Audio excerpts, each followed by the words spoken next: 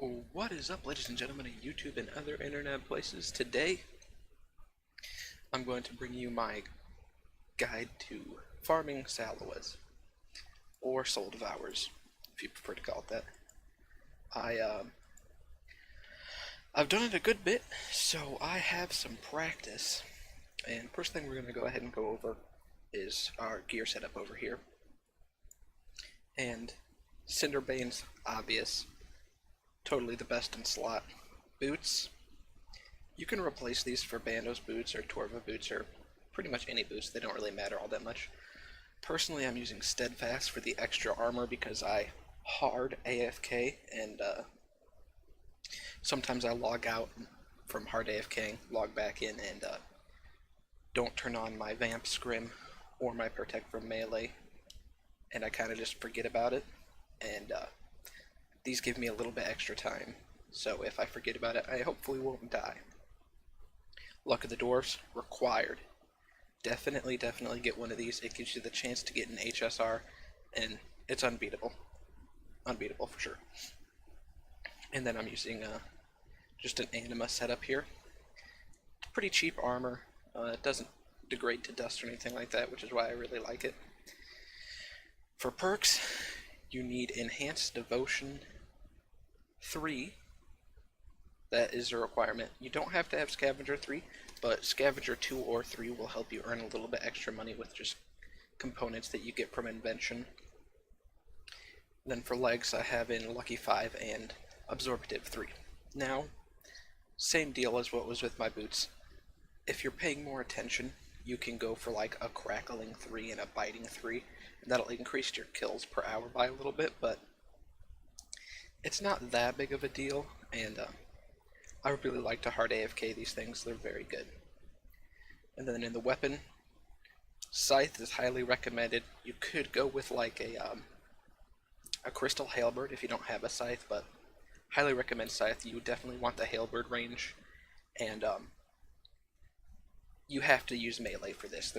There's not really any other option, unfortunately. But yeah, you definitely want to have a P4E2 and Aftershock 3. Both of those are very good. And then in my max cape, I have defensive skill cape perk because, or defense skill cape perk rather, because again, AFK, we want to maximize our survivability if we fuck something up on accident. Invention cape saves you a ridiculous amount of money because you use less charges. Same thing goes with attack cape, saves you a little bit of money on repairing your blood amulet and your Cinderbane gauntlets. Now, as far as amulets go, you could use an Amulet of Souls if you didn't want to use a Blood Fury amulet, but with this setup, you have enough sustain with the Blood Fury that you don't need to use an Amulet of Souls, so that will save you a pretty good amount of repair cost. And of course, you can use the ores as you go, but ores are not required to do this, so you don't really have to worry about that too much. And now we'll move on with the inventory setup. So this is my preset. Adrenaline is really nice for when you go AFK and then you come back. You'll still have your adrenaline saved so you can instantly start AoEing the stuff down. Super nice. Spirit Gem Bag. If you don't know how to get this, it's from Thaler. Thaler points, which you get from playing minigames. It requires 360. This is very nice to have because otherwise you're going to have to drop the Spirit Gems as you get them because they'll fill up your inventory. And that is really bad. It's super annoying having to drop all the Spirit Gems all the time. Vampirism Scream, 100% needed. No questions about that. 100%. And then I like to have the charges on my preset. That way I can quickly just add them every time. That way I never run out of charges. You don't want to take an entire stack of feathers with you down here because there is a chance you're going to die. So just make sure you have more than what you could use, but also just not a huge stack, because if you die and you have to pay the death cost, it's ridiculous. I take some magic note paper because sometimes I get really lucky with keys and I get a lot of them really quickly at the start and then they fill up my inventory. So bringing a little bit of magic note paper is super helpful for that reason. And Holy Wrench is also a very good thing to be bringing with you. You get this from the Rum Deal quest.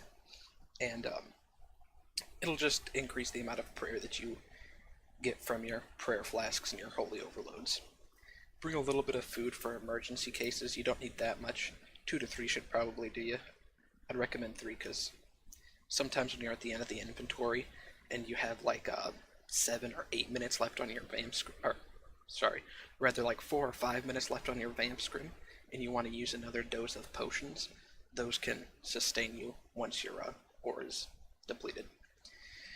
And then you definitely want to bring holy overloads, because it gives you the overload effect and the prayer renewal, which is super important to keep your prayer up. And then obviously you want to bring aggression flasks and prayer flasks to restore your prayer. And then you also want to be bringing a legendary pet. Highly recommended, not required, but it makes it a lot more AFK. And Scavenger is obviously the main reason why it's super good, but Lifesaver can also save you from dying sometimes, which is also super nice.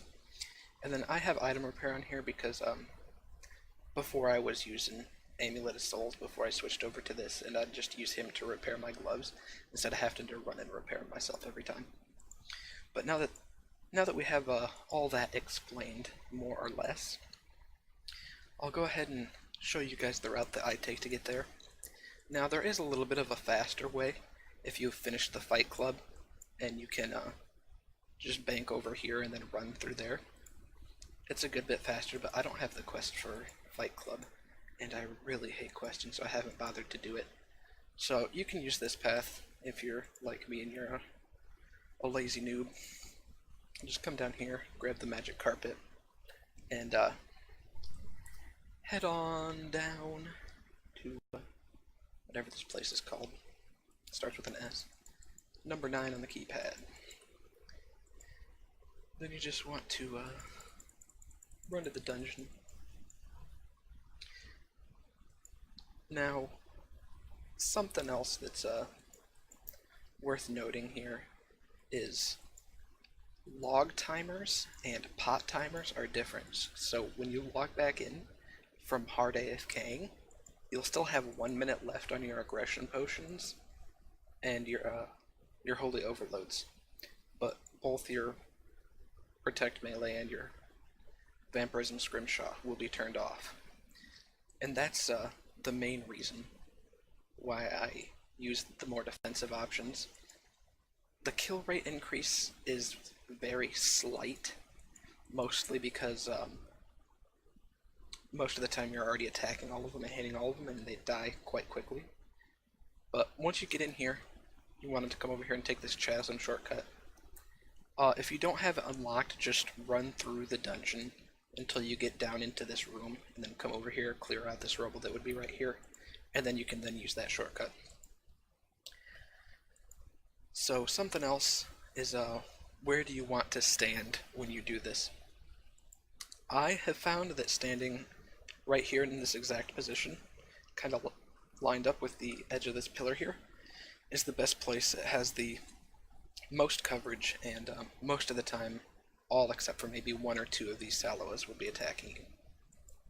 But you just pop your 2 potions, pop your melee, protect melee, and then your vamp scrim, and then that's pretty much all you have to do.